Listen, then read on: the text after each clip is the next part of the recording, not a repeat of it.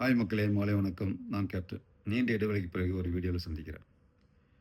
இன்று வேகமாக பரவிட்டு இருக்க ஒரு புரட்சி. டெல்லியில் ஜந்தர் மந்தர் அப்படிங்கிற இடத்துல மாணவர்களால் தொடங்கப்பட்ட ஒரு புரட்சி. வீரியமான ஒரு புரட்சின்னு சொல்லணும் அதை. டெல்லியையும் தாண்டி அடுத்தடுத்த மாநிலங்களில் பார்த்தீங்கன்னா பஞ்சாப், சண்டிகர், தமிழ்நாடு, கேரளா, புதுச்சேரி, ஆந்திரா, கர்நாடகா எப்படின்னு பரவிக்கிட்டே இருக்குது. என்ன புரட்சி? ஒரு மாணவர்கள் புரட்சி. என்ன எதை எதை நோக்கி இந்த மாணவர்கள் வந்து இந்த புரட்சி போகுது அப்படின்னு பார்த்தோன்னா, அதுக்கெல்லாம் முன்பா நம்ம பார்க்கணும்னா, இந்த இவ்வளோ பெரிய தீப்பொறியா பரவிட்டு இருக்க அந்த புரட்சியினுடைய அந்த கங்கு, அந்த பொறி, அது எங்கேருந்து தொடங்குச்சு அப்படின்னு பார்ப்போம். அதுக்கு பிறகு இந்த போராட்டத்தினுடைய காரணத்தை பற்றி நம்ம பார்க்கலாம். இதோட கங்கு அப்படின்னு பார்த்தோம்னா, சிஜேபி, காக்ரோச் ஜனதா பார்ட்டி அப்படிங்கிற ஒரு ஒரு மாணவர் அமைப்பு. இந்த மாணவர் அமைப்பு எப்போ தொடங்கப்படுது, ஏன் தொடங்கப்படுது அப்படின்னு பார்ப்போம். மே 15ஆம் தேதி உச்சநீதிமன்ற தலைமை நீதிபதி நீதிமான் சூரியகாந்த் அவர்கள் வந்து ஒரு கருத்தை தெரிவிக்கிறாரு. இந்தியாவில் இருக்கிற வேலையில்லாத பட்டதாரிகள், படித்தும் வேலை இல்லாமல் இருக்கிற பட்டதாரிகள் வந்து தன் இந்தியாவையே அரிக்கக்கூடிய கரப்பான் பூச்சிகள் அப்படிங்கிற ஒரு அறிக்கையை வெளியிடுறார். மே 15ஆம் தேதி. 15ஆம் தேதி உச்சநீதிமன்ற தலைமை நீதிபதி சூரியகாந்த் அவர்கள் இந்த தெரிவித்த அந்த கருத்து இவ்வளோ பெரிய ஒரு விளைவை உண்டு பண்ணணும்னு யாரும் நினைக்கல. உச்சநீதிமன்ற தலைமை நீதிபதி அவர்களே கூட யோசித்து பார்த்துக்க மாட்டாங்க. மே 15ஆம் தேதி இப்படி கருத்தை தெரிவிக்கிறாங்க. மே 16ஆம் தேதி அபிஜித் தீப்கே அப்படிங்கிற ஒரு இளைஞர். அந்த இளைஞர் யார் அப்படின்னா, மகாராஷ்டிரா மாநிலத்தில் அவுரங்காபாத் அப்படிங்கிற ஊரில் பிறந்த ஒரு இளைஞர். அமெரிக்காவில் படிச்சுட்டு இருக்கிறாரு. அந்த இளைஞர் வந்து இந்த கருத்து, அவர் வேலையில் பட்டதாரி இல்லை, படிச்சுட்டு வேலையில்லாமல் தெரிகிற ஒரு ஆள் இல்லை, படித்து நன்றாக வேறு நல்ல ஒரு வேலையில் செட்டில் ஆகிருக்கக்கூடிய ஒரு இளைஞர். இந்த கருத்தை அவர் ரொம்ப பாதிக்குது. அந்த என்ன பண்ணுறாரு, ஒரு 16ஆம் தேதி அவர் என்ன பண்ணுறாருன்னா, அவர் சொன்ன அந்த வார்த்தை காக்ரோச் சொன்னார் இல்லையா, தலைமை நீதிபதி அவர்கள், உச்சநீதிமன்ற தலைமை நீதிபதி, அந்த பேரை எடுத்து வச்சு அவர் காக்ரோச் ஜனதா பார்ட்டி அப்படிங்கிற ஒரு அமைப்பை, ஒரு மாணவர் அமைப்பை தன்னிச்சையாக அப்படி ஆரம்பிக்கிறார். சோசியல் மீடியாவிலையுமே அதை வந்து பதிவிடுறாரு. அந்த இரவை 10 லட்சம் பேர் அவரை ஃபாலோ பண்ணுறாங்க யூடியூப்பில். சிஜேபியை, காக்ரோச் ஜனதா பார்ட்டியை. அந்த இயக்கத்தை ஆரம்பித்த மட்டும் இல்லாமல் அந்த வேலையை உதறிட்டு நேராக என்ன பண்ணிட்டாரு, இந்தியாவுக்கும் வந்துட்டார். வந்து மாணவர்களுக்காக நான் வந்து போராட போகிறேன் அப்படின்னு இறங்கி இந்தியாவுக்கு வர்றாரு. அவரோட தாய் வந்து தடுக்கிறாங்க. என்னோடய தாய் வந்து என்கிட்ட அழுது கெஞ்சினாங்க, வர வேண்டாம், நல்ல ஒரு வேலையில் இருக்க, ஏன் வேலையை விடலன்னு சொன்னாங்க. அப்படிங்களா, இல்லை என்னுடைய நாட்டில் என்னோடய மாணவர்களுக்காக எதாவது பண்ணணும். நம் நாட்டோட கல்வி, அந்த எஜுகேஷன் சிஸ்டமே ரொம்ப தப்பாக இருக்குது. பின் எப்படி மாணவர்களுக்கு வேலை கிடைக்கும்? ஒரு நாட்டில் படித்த மாணவர்கள் வேலை இல்லை என்றால் அது அரசாங்கத்தோட தவறு தானே. அப்படி இருக்கும்போது நீங்கள் எப்படி மாணவர்கள் வந்து கரப்பான் பூச்சின்னு சொல்லலாம் அப்படிங்கிற ஒரு கோபத்தில் அவர் இறங்கி வந்துட்டார் இந்தியாவுக்கு. வந்தவர் சமீபத்தில் ஒரு போராட்டத்தை அறிவிக்கிறார். அந்த அறிவிப்புக்கு என்ன காரணம்னா, நீட் வினாத்தாள் தொடர் கசிவு, நீட் எக்ஸாம். அதனால கிட்டத்தட்ட நம்ம தமிழக மக்கள்லாம் பார்த்தீங்கன்னா எவ்வளோ பேர் தற்கொலை சம்பவங்கள், ஆந்திராவில், தெலுங்கானா நிறைய மாணவர்கள் தற்கொலை பண்ணிட்டாங்க. அப்போ அந்த நீட்டை வந்து வேண்டாம் அப்படின்னு சொல்லி தடை பண்ணணும், முற்றிலும் ஒழிக்கணும்னு சொல்லி டிஎம்கே, திராவிட முன்னேற்ற கழகம், நம்முடைய கழகம் எவ்வளோ முயற்சி பண்ணிச்சு. சட்டமன்றத்தில் தீர்மானமாக நிறைவேற்றலாம் அனுப்புனாங்க. அது ஆளுநர் கிடப்பில் போட்டார். ஸோ இது எதுவுமே நடக்கலை. ரொம்ப இன்னை வரைக்கும் ஃபைட் பண்ணிட்டு இருக்கோம் அதுக்காக. மத்திய கல்வி அமைச்சரான தர்மேந்திர பிரதான் தான் இருக்கிறார். அவருடைய கீழே இறங்குற அந்த எஜுகேஷன் சிஸ்டமே வந்து வெரி புவராக இருக்குது. தொடர் வினாத்தாள் கசிவு, நீட் மட்டும் இல்லை, ஜேஇ வினாத்தாள் கசிவு.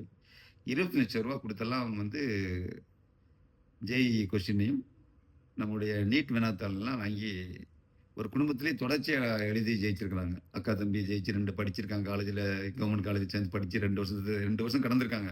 3வது அவருடைய தம்பி 20 லட்ச ரூபா கொடுத்து வாங்கும்போது மாற்றுறாரு. இந்த மாதிரிலாம் நிறைய விஷயங்கள் வரும்போது இதற்கு முதன்மையான காரணமான மத்திய கல்வி அமைச்சர் தர்மேந்திர பிரதான் வந்து பதவி விலக வேணும்னு சொல்லி மாணவர்கள் ஜந்தர் மந்தரில் தொடர் போராட்டம் நடத்திட்டு இருக்காங்க. இதற்கு ஆதரவாக அருணாச்சல பிரதேசத்தைச் சேர்ந்த சூழியல் செயற்பாட்டாளர், ஆராய்ச்சியாளர், கண்டுபிடிப்பாளர் சோனம் வங்சுக் அவர்கள் வந்து கிட்டத்தட்ட 28 நாளாக இந்த மாணவர்களுக்கு சப்போர்ட்டாக உண்ணாவிரதம் இருந்துட்டு இருக்கிறாரு. அவரே வலுக்கட்டாயமாக இந்த ஒன்றிய அரசு வலுக்கட்டாயமாக அவரை கொண்டு கவர்மெண்ட் ஹாஸ்பிட்டலில் அட்மிட் பண்ணி வச்சுருக்காங்க. யாரையும் சந்திக்க அனுமதிக்கலை. இப்படியான அந்த புரட்சி இந்தியா முழுக்கவே இன்னைக்கு கொழுந்து விட்டு எரிந்து கொண்டு இருக்குது. சிஜேபி அப்படிங்கிற அந்த காக்ரோச் ஜனதா பார்ட்டி இன்று அவர்களை பின்தொடர்கின்ற சமூக வலைதளத்தில் அவரை பின்தொடர்கின்ற மாணவர்கள் எண்ணிக்கை 22.3 மில்லியன் 22 மில்லியனை தாண்டி இருக்குது. யோகோபித்த ஆதரவு. இந்த புரட்சியை நான் எப்படி பார்க்குறோம்னா, நம்முடைய ஜல்லிக்கட்டு தமிழகத்தில் அந்த தடைக்கு எதிராக நம்முடைய தமிழக மாணவர்கள் எவ்வளோ வீறு கொண்டு நாம் போராடணும். நம்முடைய மெரினா பீச்சில் நம்ம வந்து எத்தனையோ நாட்களில் போராடணும். கடுமையான நம்முடைய போராட்டத்துக்கு தான் அந்த ஒன்றிய அரசு அடிபணிச்சு நம்முடைய ஜல்லிக்கட்டு நம்முடைய பாரம்பரியத்தை மீட்டெடுத்தோம். அது போன்ற ஒரு புரட்சி இதை பார்க்குறேன். சின்ன ஒரு பொறி ஒரு மாணவர் அப்படின்னு ஆரம்பிச்சது இன்னைக்கு பல லட்சம் மாணவர்களையும் தாண்டி வீறு கொண்டு எழுந்து பெரிய புரட்சியாக மாறிட்டு இருக்கு. இன்று இதோட தொடர்புபடுத்தி நம்ம தமிழ்நாட்டை பார்த்தோம்னா, தமிழ்நாட்டில் சில மாணவர்கள் அமைப்புகள் வந்து போராட்டம் பண்ணிட்டு இருக்காங்க. தமிழகத்தில் இன்று வந்து ஜனநாயகன் படம் ரிலீஸு, நம்முடைய அண்ணன் ஜோசப் அவர்களுடைய படம் ரிலீஸு. வடக்கு அதாவது வட மாநிலங்களில் மாணவர்கள் ஒரு கல்விக்காக போராடுற இந்த நேரத்தில் நம்முடைய மாணவர்கள் இங்கே ஜனநாயக டிக்கெட்டுக்காக தேட்டர்களில் அடித்து பிடிச்சி மோதுகிற காட்சி தான் இன்னைக்கு சமூக வலைதளத்தில் வைரல். அது பெரிய அளவில் ஒரு வேதனைக்குரிய விஷயமாக நடிகர் பிரகாஷ் ராஜ் அவர்கள்லாம் தன்னுடைய வருத்தத்தை மிகவும் வேதனைக்குரிய விஷயம் பார்க்குறாரு. தமிழகம் தென் மாநிலங்கள் இப்படியா இருக்குது. வட மாநிலங்கள் தான் கல்வியில் பின்தங்கி இருக்குன்னு சொல்லுவோம். தென் மாநிலங்கள் தான் கல்வியில நம்ம வந்து முன்னோக்கி இருக்குன்னு சொல்லுவோம், கேரளா தமிழ்நாடெல்லாம். ஆனால் இன்னைக்கு கல்விக்காக தன்னுடைய உரிமைக்காக வட மாநிலத்தில் மாணவர்கள் பல நாட்களாக தன்னை ஒழுங்கான சாப்பாடு தண்ணி இல்லாமல் ஜந்தர் மந்திரில் பெண்களும் பொம்பளை பிள்ளைங்களும் மாணவர்கள் தான் பெண் பிள்ளைகளும் அங்கே இருக்கிறாங்க, தங்கி இருந்து போராடுற நேரத்தில் நம்முடைய தமிழக மாணவர்கள்லாம் இன்னைக்கு தேட்டரில் முட்டி மோதுறாங்க ஜனநாயக டிக்கெட்டுக்காக. நம்முடைய தமிழக முதல்வர் அவருடைய அமைச்சர்கள் எல்லா அமைச்சர்களும் இன்று லீவாம். தமிழக அரசே விடுமுறை எடுத்துட்டு அவருடைய ஜனநாயகன் படத்தை பார்த்து கொண்டாடுறாங்களாம். தமிழகம் நாம் எங்கே எதை நோக்கி போயிட்டு இருக்கிறோம், வட மாநிலம் எதை நோக்கி போயிட்டு இருக்கு அப்படிங்கிற கேள்வி தான் இப்போ நடிகர் பிரகாஷ் ராஜ் கேட்குறாரு.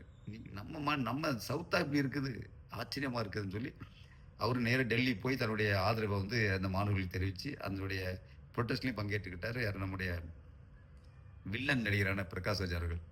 இன்றைக்கு நம்ம ஜனநாயகம்லாம் கொண்டாடுகிற எந்த ஒரு திரை ஹீரோக்களும் அந்த மாணவர்களுக்கு போய் ஆதரவாக ஒரு நிமிடம் நிற்கலை. இதுதான் என்னுடைய அது பெரிய வரலாற்று சோகம். இந்த மாணவர் புரட்சி வெல்லணும்.